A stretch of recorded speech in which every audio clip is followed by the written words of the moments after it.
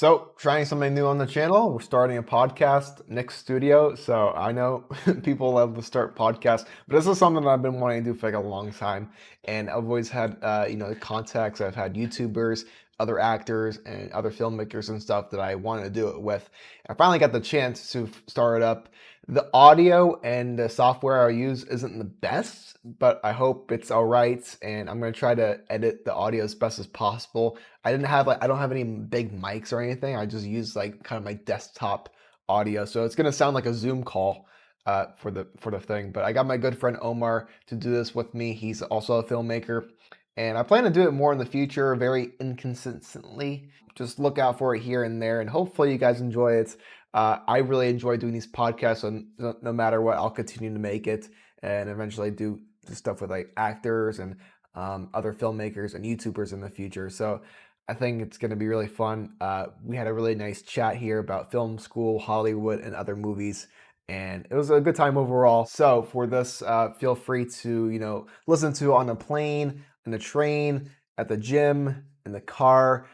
It's just mostly our face cams and the audio, so there's not going to be too much editing here and there. So just feel free to listen to the audio while doing some work or something.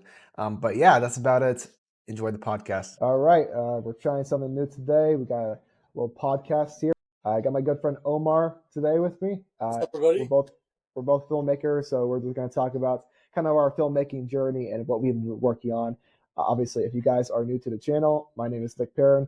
I'm a filmmaker. I've been making movies, short films, more recently a feature film, and just talk about movies, whatever really comes to mind on this channel. And yeah, so we're just trying out this little podcast here. Uh, Plan to do more in the future. Plan to do some other YouTubers and other friends and actors. So right now I got Omar here, which we've known each other for a little over a year or whatever. Yeah. So you want to give your introduction or like a little elevator pitch or whatever? So my name's Omar, as Nick Parents pointed out, and I myself am studying to be a screenwriter and director at my local college right now. Transferred to a university about next year, and yeah, me and Nick, we go back about a year-ish. You're right.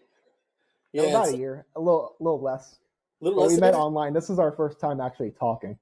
Yeah, we Like, have been like messaging each other back and forth for a pretty solid while now, actually. yeah, we first met in Adana school. This is Hamza's platform. We used to be in it, but we're not anymore. And it was kind of funny. I didn't mention this earlier. Like when we first joined, like you were the only other filmmaker in that place. Like I went in there with the intention of hopefully finding other filmmakers or YouTubers. Everyone else was doing like copywriting and like I don't know some bullshit. YouTube, like Well, literally YouTube, copyrighted self improvement YouTube, stuff, drop shipping. drop shipping, yeah, all that crap. So you're the only other like person who was like passionate about filmmaking. So that we got along really well when we first met, and you helped me a lot when I first made my first short film, The Weekend, and we went back and forth. You gave me a lot of tips when I first wrote my script, and I helped you when you had like scripts, and then we've just been messaging each other back and forth, just kind of like helping each other out. For me, like I've always been really passionate about making movies. Like, one of my first memories ever was, grabbing a camera at 4 years old and like shooting something like Thomas the Tank Engine, on like the kitchen table or whatever. I just always loved making videos, like no matter what, YouTube videos, Lego stop motions and stuff. And I guess like for you, when did you really like realize that, filmmaking was like a passion of yours, and when did you start taking it more seriously? So funny enough, mine actually goes back way back when I was really young. I liked to play with Lego figures. I would have some Lego Star Wars and stuff, but I have just a bunch of random characters, and I'd always just like building things and making a story out of that. And when I came into sixth grade and I knew how to draw stick figures, I actually started making comic books. Like in the library, I'd grab a shit ton of paper and just all staple that shit together, and then just start drawing and writing stories. I mean, I was really bad at it. I still have those comic books to these days, but it was really fun. And I realized then that that was kind of my passion.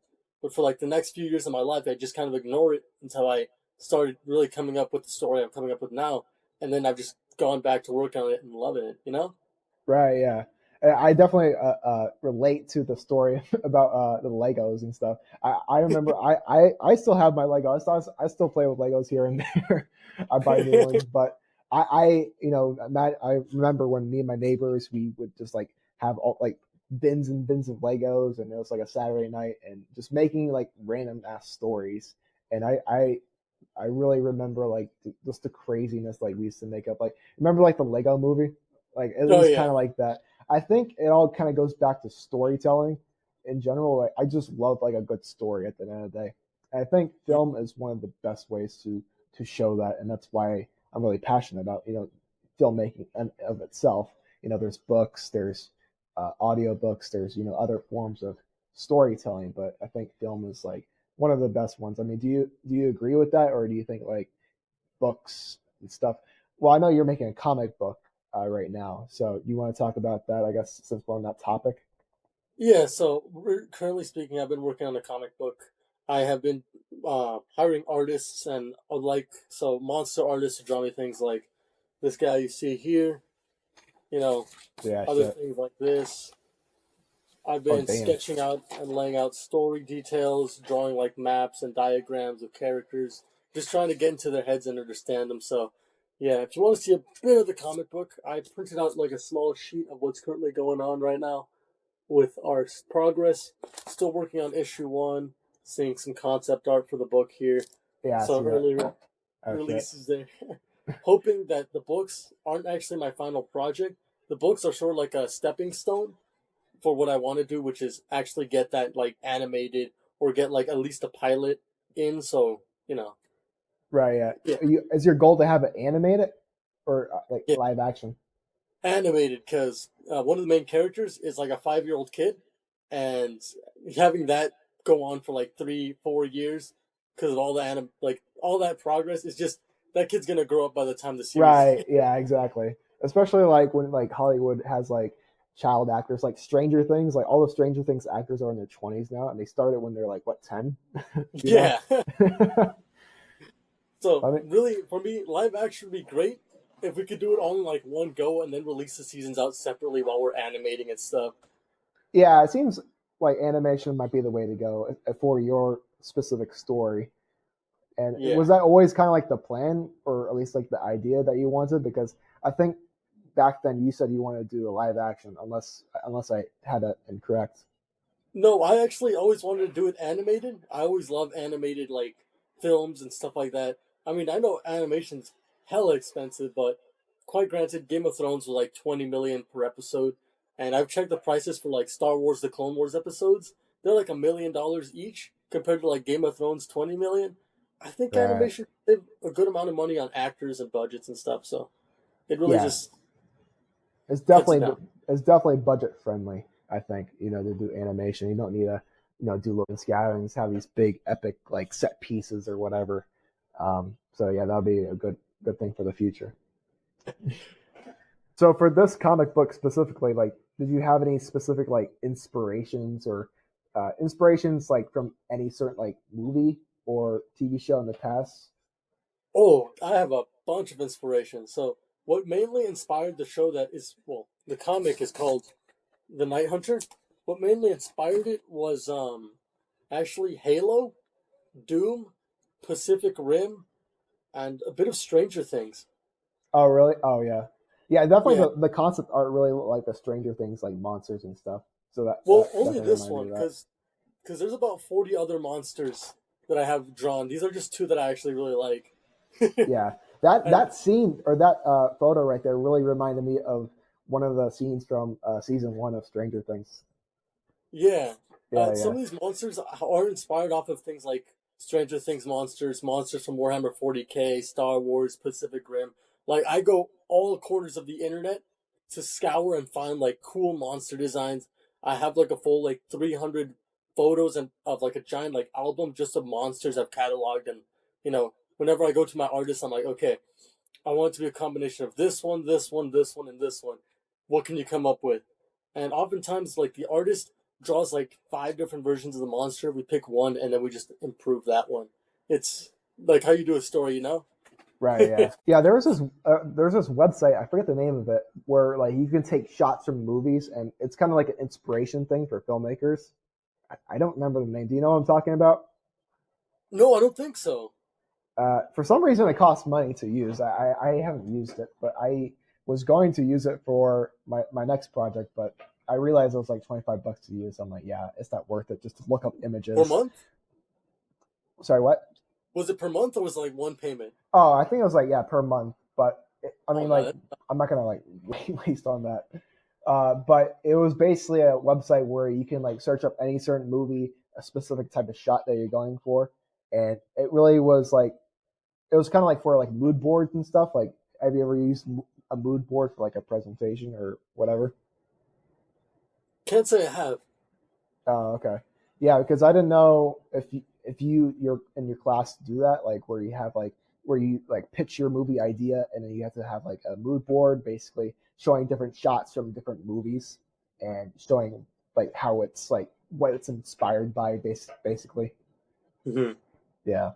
But Huh. I guess talking about your schooling now, now it's kind of interesting for me because I decided not to go to film school just because I really wanted to take things like my own direction on YouTube. You know, I've been doing short films, feature films on YouTube, and that was kind of like my own direction that I really wanted to go through. I wanted to go through kind of like the low budget, starting from the basically working myself up, like starting super low budget with friends, then getting like budgets, getting actors in the future and stuff. And that's just kind of Yeah. been my own way of doing it. Uh, People call it like the Joel Haver style, where like this guy called Joel Haver. Have you heard of him on YouTube? Maybe. The name's strikingly familiar. He makes like these no budget feature films. Basically, he makes movies for like no money, and like he just has like a camera, his buddies, and he makes like these incredible feature films and short films on YouTube. He actually released one yesterday. I finished watching it today. It's called what's it called? It's it just takes time, and it was something very simple, but it was something very impactful. Like he makes these really raw emotional tales on his YouTube channel.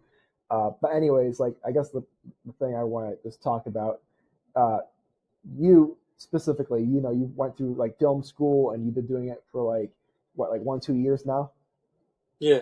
Yeah, yeah. So how has that been compared to I guess like doing like YouTube stuff and doing like no budget things, starting getting I guess an education by like a teacher showing breaking down like how to do a script instead of like watching YouTube videos. Like for me, I just like learned everything through YouTube and resources that I've got. You went to school and Yeah. have professors and stuff. So I'm interested to like talk about that a little bit.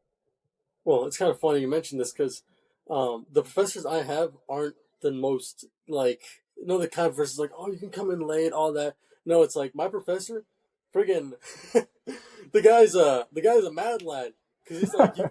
It's like you can't come in late, you can't turn in work. A lot of people like to complain to me, be like, oh, I couldn't submit the test, I was on vacation. It's like, well, you could have done it earlier during the week. Why the fuck did you did it? You know, like he's one of those teachers that's like on your ass. A lot of people hate him, but I love him because he puts me in accountability like a slap to the face, like, hey, get your shit together. If you don't Right, become right. accountable now in film, your ass isn't getting nowhere. Exactly. And the thing is, you And got to put in the work. You got to show up on time, especially if it's something you're passionate about. Like you show up, do the work, do the tasks. Don't show up late. I love that, to be honest. no, yeah, my it's funny because I also had getting a little off track here. My culinary teacher was like that, but my culinary teacher, because I was doing culinary before film, imagine like Gordon Ramsay as your teacher, but he's just an angry French dude. That's basically him. That's pretty much my culinary teacher in a nutshell, and my film teacher right now is pretty much the American version of Oh that. my gosh, that's But hilarious. to answer your question on why I actually support, I actually quite like film, like film school and stuff, is the fact that I actually learned how to screenwrite doing school. So a little backstory here: when I first started doing The Night Hunter, I had absolutely no idea what the fuck I was doing. Neither Like was I I just when I started my short films. We were just kind of doing whatever. Yeah. And so when I started going to like my film classes, I had two types of professors. The first guy and the second guy who was actually pretty chill, very like ease about it. But I was taking more of the first guys, right? And so during my screenwriting class, no, there was 40 people that entered that class, right? 40 people that started the class, and by the end of the class, there were less than 20-ish, and only about 5 scripts were actually complete. Me being one of them, but throughout my that whole semester, I didn't just write one script of episode one. I wrote it about 5 to 6 times, and it like near the end, it was so good. It was super good. Now Wow. transfer to my Yeah. second semester in film. I sent that same script to my screenwriting two teacher, who was a entirely different teacher. This guy actually did films with like some big like artists and stuff. He's done screenwriting and stuff. He's worked in the studios, and he read my script and he said this script was so good I couldn't put it down. His words, not mine. Wow. Like he like I sent him the whole script and he was only supposed to read the first 20 pages. He finished the entire thing. And he was like, I want more of this, Omar. It's like I Wow. expect more of this from you. He he was a very big supporter of my scripts. He's like, it's funny. I'm gonna be completely funny here. So for that semester in screenwriting, we're supposed to write at least one script, 60 pages, and I pretty much had my script complete by the beginning of the semester. Wow. Finished that, and he was like, "Send me another one because I enjoy your scripts." I sent him the second one, and he gave me a few tips for that one because that one's a lot larger and more getting into the meat of the story. But he still overall enjoyed it. So I myself am learning how to write more better scripts. I am learning how to layer like a story, layer like characters and plot points and structures. It's a lot because he pointed this out to me. He's like, "You're attempting to make a series by yourself, a massive series of multiple like lore pieces and stuff, and it take normally a whole team of writers to do this, and you're doing it pretty dang well by yourself." And he asked me Wow. how I've been writing, and he was like, I just told him I've only been writing since October, and he was just completely blown away. He's like, most writers don't reach this for like 3 years. It's like you just have to put in the damn work to be a good writer, filmmaker, any of that sorts. Yeah, exactly. It just takes, time, the energy, and, the passion to do it. And it seems like you had the passion and you had very valuable resources and people to get feedback from. So that's been really good for you. You've had like that feedback, and especially like they said like, wow, like, this is amazing, which is obviously great to hear. Obviously that's what every filmmaker wants is, holy shit, I can't put this thing down. But I guess like for you now, like, do you get a lot of feedback from like classmates as well, or is it like just mostly like the professors and stuff? Or do you guys like work together on projects? So mostly like for screenwriting classes, it's really just you do it on your own, do it on your own time, write as much as you can, and edit as much as you can. And Oh, for okay. me, I was always writing and editing because all my other classes were pretty easy. I do the homework at the beginning of the week, and I just have the rest of the week to write.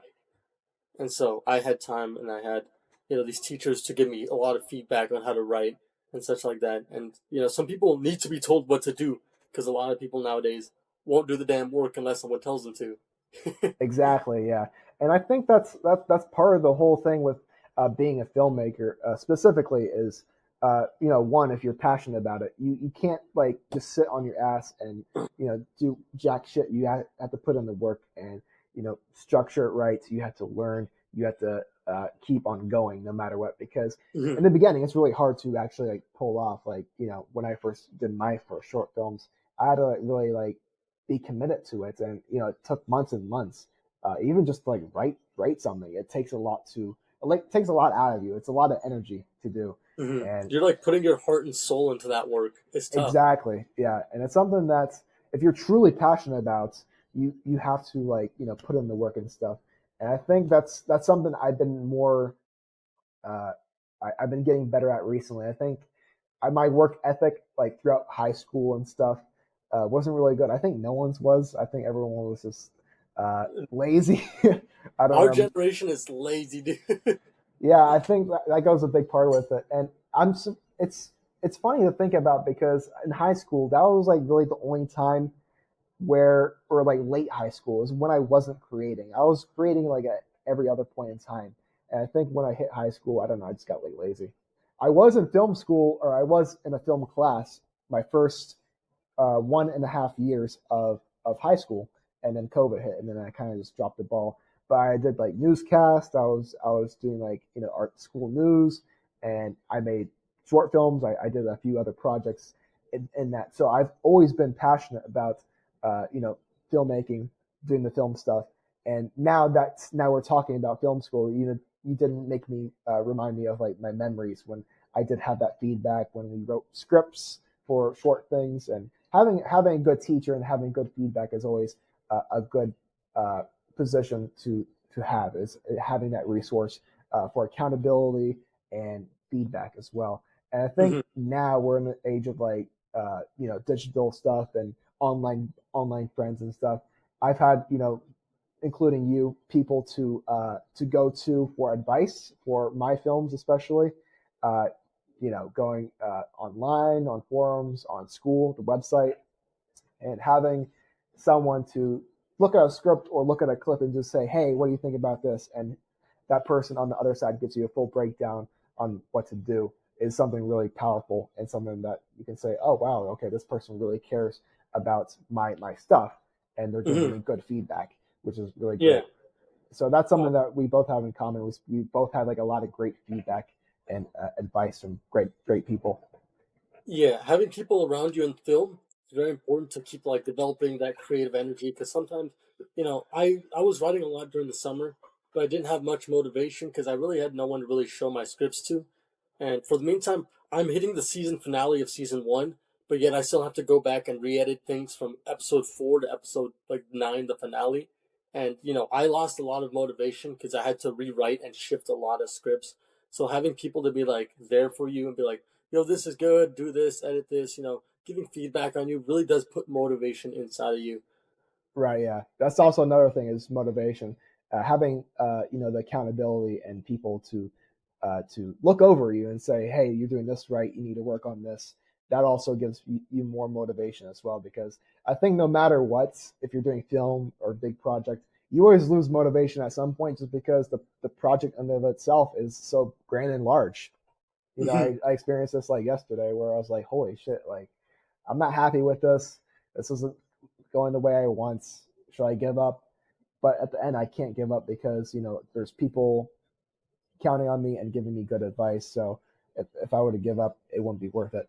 And Yeah, you it's know, also like if you're like in film and you're doing films and stuff like that, and you're already so far ahead of the road, and you just kind of give up there, you won't really have much to go back to. It's like it's exactly, either you keep going up to the film ladder, or it's like you give up right there and you go to like a part time job that no one cares about. It's exactly. it's a very scary like thought. Yeah, that was one thought I had, last year where, if I realized to myself, hey, if I don't start this filmmaking stuff soon, I might never get the chance. I was a good position in life. I had a lot of time. I recently quit my business on the side, and I'm like, man, an opportunity came up. I was like, man, I either do this now or I never do. And I'm so glad I did that last year, where I decided to make my first short film, and then I ended up making more after that. And hopefully, I don't ever give up, even though sometimes it may seem like it's too hard or whatever. Like I said before, I can't give up because this is my true passion. I'm passionate about it. I love it. And the thing is, like with the hard work, I love the pain. I love the struggle with it. Editing stuff, get when shit goes wrong and I'm like, what the fuck am I doing? And I'm like, I can't give up. I guess with creating all these stories and stuff, something that I don't really consider when doing it is like the protagonist and antagonist. Something that I like to keep in my films is to kind of keep the mystery and kind of keep the anti-hero aspect of it. When you create your characters and your stuff, do you always see certain characters as a protagonist and antagonist, or do you like label it as that, or do you label people as just characters in and of themselves, like anti heroes? If that makes sense. To sum it up, for me, my story delves a lot into the human mind and cosmic horror. So for me, a lot of my antagonists aren't really themselves, and a lot of the like protagonists are like constantly fighting a war within their own minds to like abstain from that. It's honestly it's a series that's kind of spiritual based in a way if you really look deep into it. And so when I'm creating a strong protagonist, I actually really want to find like the root cause of why they're like this, like dig into the roots of their character, pull out their character traits, what makes them tick, what makes them like how do they think, how do they act, and something I like doing to for my characters. It seems kind of weird. But what is going on out there? Jesus. Okay, I heard It's my raining horse outside screaming. here. I don't know about you. It's I like heard a storming lot of out here. screaming. I'm like, what's going on? No, but something that builds a lot of my characters up. I write my characters is I act them out. It's kind of a weird concept to a lot of people. You're like, what are you doing, bro? But it's I grab my script and I just start acting how the characters would act. I'd even do like voices and stuff, and I just kind of try to get in their minds of in the scene, in that particular scene, trying to set the tone with music and everything, sort of get a sense of how they would act in that scene. And for me, that creates great character development, and like it helps me understand these characters more because I'm literally getting inside their head in that scene, you know. And same with the antagonist, you know. Right now, I'm struggling to write my antagonist because he's like partially confused, partially insane, partially still going sane. Like he's Hmm. finding himself, but he still needs to be the antagonist for the Right. finale. So I Exactly. can't write him too good, nor like make him be like super like villain of the week, you know? Right. Don't want to make them too likable because then people will be like disappointed when he died or dies or whatever. I don't know. He just kind of he disappears. He disappears for a long while. Oh, okay. I'm still trying to figure out what happens with him. Honestly, I still don't know what to do with this character after season one. But Are you I have still a you're still thinking it out? I'm still thinking it out. I know what's going to happen in season two because I've already timelined that out in this giant roll of paper I have somewhere here. Like I roll my whole like story into a giant roll of paper timeline thing, and Oh, really? let's say change something in season two or three. I grab like a piece of paper and I just like tape it on top and then just write on it. If I want to go back to the old timeline, it's Oh, shit. it's That's a, cool. yeah, and It I still kind of like a pin board kind of thing where you like yeah pin ideas. I don't have space for a pin board. I have swords here, freaking memory. Like I collect keychains, so I have a bunch of memory keychains here from like everywhere I've gone. Uh, Oh, I yeah. just cleared this out, so I think I'm gonna start using that. And I'm gonna erase whatever that guy is. Yeah, one thing I like to do is use a whiteboard. I guess a whiteboard pin board works good. I just use it just mostly for video ideas or things I'm working on right now. But I've seen writers in the past. They have a big whiteboard and then they write all their characters and like the timeline, the structure of story, what's going on, and other writers do like books. Like I don't know, Ryan Johnson.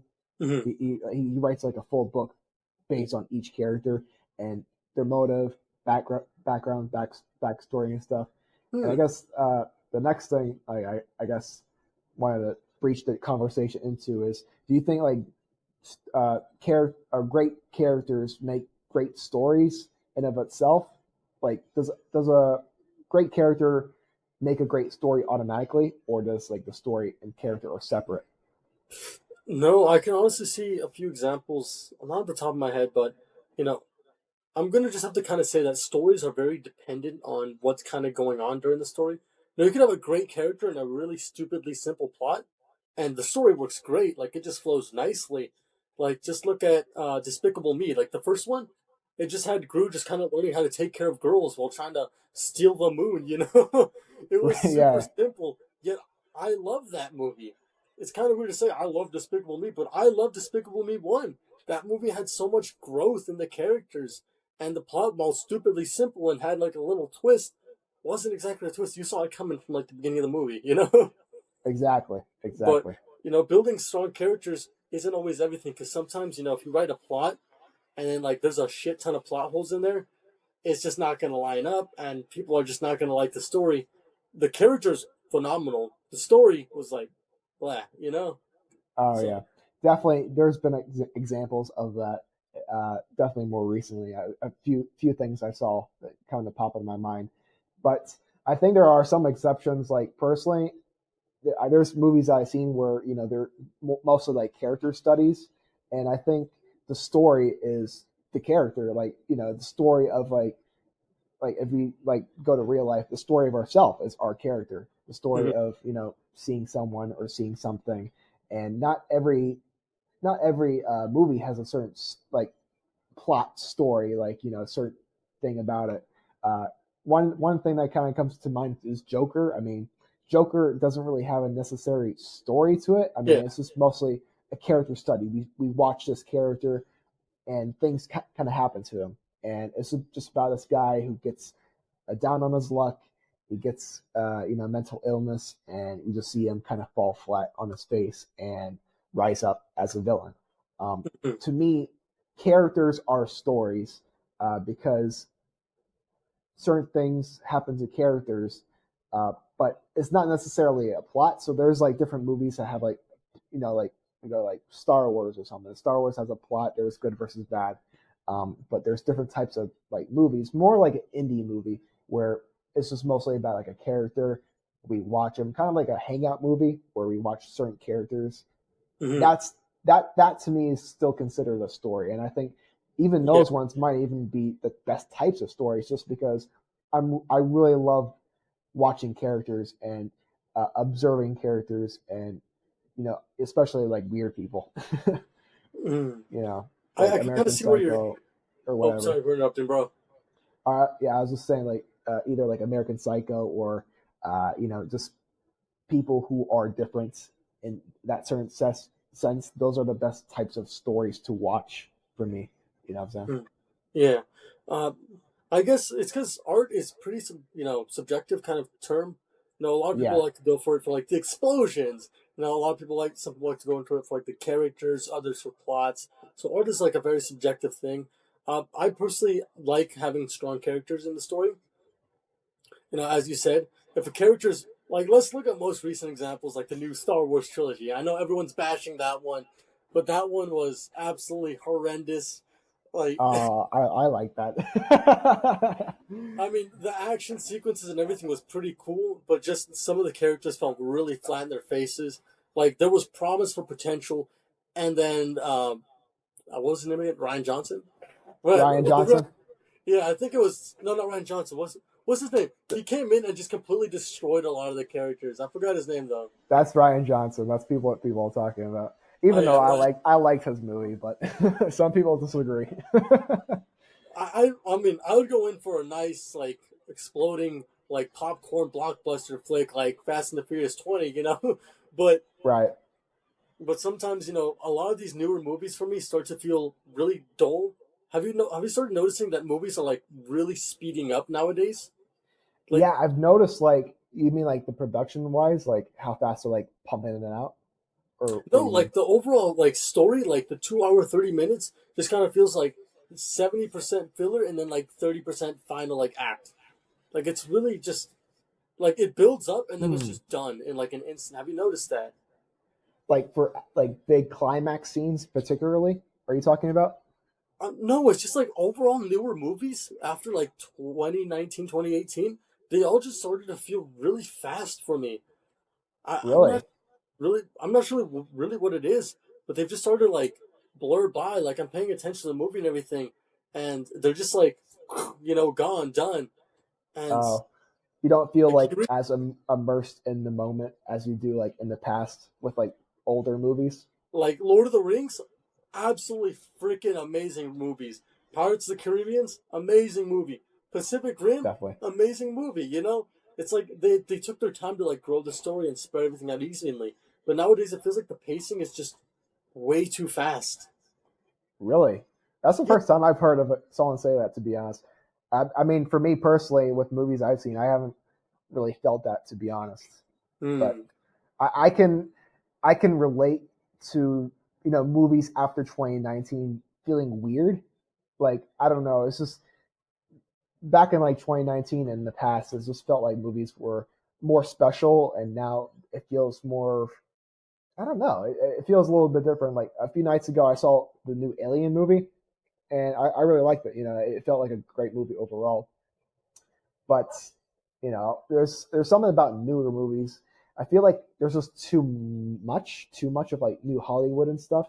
Where we got like, I don't know. For example, like more recently, Beetlejuice. We got Joker 2. We got so many like sequels, whatever reboots, and there's so much content overall in general. Hmm. Maybe that's got something to do with it. But what's your like take on like this new kind of era in Hollywood and media where we have like streaming services. We got so many movies in the theaters. We got YouTube videos, YouTube movies. Like, what's your opinion on like just the amount of content we get? You think it's good for I the? think I Sorry, think go ahead. we're gonna have to slow the content down. It sounds kind of like a what, but a lot of new movies nowadays feel really like similar in a sense. If you kind of understand it, like same. Have you watched any of the Netflix movies? I haven't seen any recent no, Okay, but well, a bunch of the Netflix movies, they all feel exactly the same. Like there is no like if I were to put two scenes of this like different movies side by side, you just kind of be like they're part of the same movie, you know? And same with a lot of exactly. modern movies. Um, if you haven't noticed this, I actually am studying cinematography and stuff like that, and I'm told to just watch like a lot of movies and to study them. And I noticed that a lot of modern movies cut to script like jump shots super fast. Like if you don't, Oh, I've just it's just something I've just really started to notice lately. Like the jump, like the shots, like the jumping between shots is like 3, 4 seconds now, and back then it yeah, used to be about 5 to 10 seconds between shots around there. So movies are moving exactly. a lot more faster fit like the average person's like attention span. Mm, It, yeah. I went off topic there. Sorry about that. No, no, let's do that. Like, let's go off topic. No, I totally get that. I think it's more of like an attention span, especially for Netflix. They want to keep people's attention, so they try to keep it fast paced, and maybe that's what you're talking about earlier, where you see movies being more fast paced. I Mhm. think it's more of like the meta for instant, like TikTok, uh, faster, faster things like getting the story, getting to the point quicker, More uh, explosions. more explosions, more shitty Star Wars movies. But When in I doubt, think throw explosions exactly explosions make money, and get um, attention. and get attention. But I mean, I think movies has some movies have lost like the artistic touch where instead of like holding on a shot for like a minute, people it's just more they want to try to keep it as clean as possible. They try to uh, have the best shots, have the best takes. Um, but as for me, I don't think there's anything as perfectionism. Perfectionism like ruins kind of art, Hmm. and I think with like Hollywood, with Netflix, they want to make the spotlight as pretty as it could possibly be, without any room for a mic to mess up or whatever. But for me, for my movies, like I really uh, I try not to make it. I try to. Sorry, I try to not make it as perfect as possible, just because I physically can't. I'm shooting on iPhone for crying out loud. Like, there's no way I'm gonna get this all right. If there's like one thing in the background or mic trips or like gets like I don't know staticky or whatever, it's fine because at the end of the day, my message and like my point in the movie is still it's still art, and my goal is still to tell that certain story, if that makes sense. I know we're kind of getting off topic here, but do you relate with that? Do you want movies to be more perfect, or do you want people to show more of their artistic touch? Do you want like be I more Netflix wise, or just more of like low budget things? Because that's more of like where I stand. It's like more like the low budget artistic kind of style of things. I just want movies to kind of go back to the roots of it, to be more of art and not a product. It sounds kind of weird, but nowadays movies are treated as a product, which I mean, in the way they are to make money, but they're not treated with the love and care that they need. It's like going to a garden and expecting to get as many fruits as possible while you're trying to put as little work as possible. I mean, yeah, you can pour like water in like once a week, but that plant ain't gonna grow shit, you know? You gotta like Exactly. put the love and care and attention, provide it with shade, make sure it has right placing. You're not putting it directly under the sun to get shredded by the freaking 80, freaking temperature and everything like that. You want the movie to grow and prosper. And so I think a lot of like filmmakers just kind of have to sit back and look at the scripts and not perfect it, like make it absolutely perfect. And I want them, I want like script writers and stuff to just start putting in the work. Because what I've been noticing with a lot of scripts is a lot of scripts feel like first drafts of a script, you know? Like they put in the first Mm, draft and then they don't go back and re-edit it and add more and more, like what they could do to make it better. They just sort of kind of like, first draft, here you go, Hollywood, give me my friggin' paycheck, you know. Not, mm, okay, here's the draft for the script. I'm going to be working it a bit more to get it as best as possible so we can get a greater movie. Uh, and it all starts back at writing. And I think a lot of writers, after like the writing strike and everything, just kind of stopped caring about writing. It feels that way. It's a lot of movies are starting to feel very rushed. They're starting to kind of break apart their artistic views. And it's not like, movies can get bigger and bigger budgets, but if they have a shitty story, it's just not going to be good art, you know? exactly. I think this kind of goes back to what we talked about earlier on in this podcast. Is you know people are getting less passionate and more lazy about their stuff. I think uh, not necessarily. I'm not saying all filmmakers are losing passion, but maybe with some of them, they think like, okay, well, we're just kind of doing a job here. They just kind of go run of the mill kind of thing where they've made a few bangers in the past, and they're like, okay, I know what I'm doing now. So Netflix hires me to do a movie, so I'll write it. First draft is okay, and they just kind of settle with that. But I think that kind Yeah. of goes back to the laziness aspect we were talking about before. People kind of get lazy. They settled for what what is okay in their mind, and they're not that passionate to make things as best as possible. Hmm. But I think when you like you said before, spend the time to plant those seeds and spend time to grow, nurture your craft, you get better over time and you make a way better product instead of like, run of the mill, whatever. Even if you are the best filmmaker ever, there's still a lot of great filmmakers out here, like Ford Francis or whatever his name is. He made freaking movie. I forget the name, with Adam Driver, that new movie that's coming out. Hmm. Do you know? I forget the Yeah. name. Maybe. I don't know. I haven't looked up a lot of It new, starts like, with a C. Starts with a C. I'm losing hmm. it. But there's still filmmakers who like that's one example of like a filmmaker who think he had it like good, think he's still hot shit and stuff, and it's still like a mediocre movie. I mean, for me, I haven't seen the movie, but this is what I've heard from people is we just gotta go back to the roots of making movies. It's like comparing the first Pacific movie to the second one. The first one, you can see how much effort Guillermo del Toro put into that movie, how much he put into like the scenes, like the designs for the robots and the monsters. He put a lot of love into it.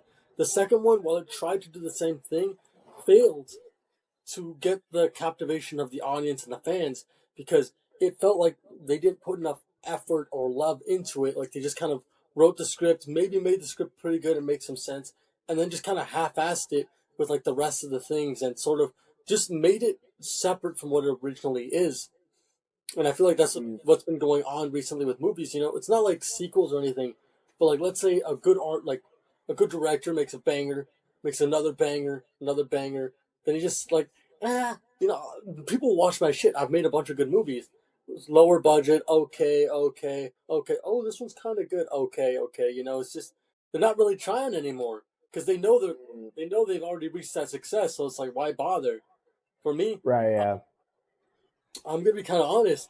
After the Night Hunter, I have absolutely no idea what I'm gonna write. I'm thinking of a few prequel ideas, but it's just kind of like I don't know where I'll go after it. But as long as I can come, like I'll think of something up at some point. I'm gonna try to do my best at it and try to love it as much as I can. Exactly. And that goes with the whole thing is like when you truly love your craft and you truly love what you're doing and the stories you're trying to tell, you know, the work ethic should come naturally and it should be something that you're passionate about wanting to get better at each. I guess we can just start wrapping it up. So I guess uh, right now I know you're working on the comic The Night Hunters. What was it called? Yeah, the Night Hunter. Okay, The Night Hunter. Is there anything with film that you've been working on recently, or anything that you're doing in your film school? For the meantime, I'm doing all my GEs, which absolutely sucks. I do have two classes, nonlinear editing and cinematography, that I'm taking right now, as those are the only open classes apparently. And I'm loving cinematography because I'm getting to learn more about film and stuff through like the perception of like the camera, how you angle the camera, how the camera movements are, and everything. And then at the same time, I'm also learning nonlinear editing, which is really fun because for me, I get to kind of put stories together through like random photos and songs and all that. So for me, it's these classes are really fun, but they're not my like main love, which is writing and directing. Directing, I may not know if I'll get to do that in as to my second film production class Hmm. because being director takes a lot out of you, Oh especially yeah. when you're doing school and a part-time job. Oh It's yeah, definitely. have you tried directing a movie and you're also doing like school and like a job and relationships and whatnot? It just Yeah, exactly. It takes a lot out of you, especially if you're doing it with uh, like a bigger like cast and stuff. I've only done with my friends, but even just with my friends, it gets a lot because I'm directing and then also I gotta man the camera and do stuff. And especially if I'm doing it solo, where I'm in the scene and I'm acting, and then I have to figure out the shots itself. It's it's more like a brain thing. It's like it's both physical and mental. You know, big brain moves. big brain exactly. So, wait, do you have like a YouTube channel or Instagram page where people can check out your work or feature stuff from you? Not for the meantime. For the meantime, we're still trying to finish up that comic, and I have been having a lot of money issues this summer due to the fact that I just had a lot of random drama happen to me that I wanted to not be part of, but got dragged into it anyways. Oh shit. And yeah, so I've just been sort of getting things back together, sort of like contacting my artists and colorists again, and just sort of like regrouping, and just starting to like go slowly. But for the meantime, we're still on the first issue, working on the second issue, and we're about to finish the first one to at least like share to a publisher and be like, hey, if this is good now, can we get some support, just a little bit more cash so I can at least pay it? Because each comic, believe it or not, it's actually pretty expensive. It's like $3,000 Oh wow. for one book. Yeah, and especially because I'm paying like four people. Yeah. Maybe you could just do like a online comic book version of it, at least for now, just to get like your story out there, just for people to watch and see. You know. Yeah, if you ever want me back on these calls, and I know I've released the comic and everything, I'll be glad to come back on these calls. Maybe join with another. Maybe do like a stupid film review. I'd be down for that. Oh yeah, we'll definitely have you back when you have your work released, and then we can promote it, and we can just talk about whatever. But yeah, speaking of that, I really appreciate you taking the time to join me on this podcast. It was really fun. I really hope to do it more in the future, and hopefully people like it and stuff. So thanks again, Omar, for joining. I really Yeah, no appreciate it. worries, bro. I'm happy to join. I found this super fun and just absolutely like getting to talk about film and stuff is just always fun to do. Yeah, that was a good chat. So thank you guys for watching. If you are new to the channel, make sure you hit subscribe. And if you want to join the community, join Nick's studio in the Discord. And with that being said, I'll see you guys next time. Thank you.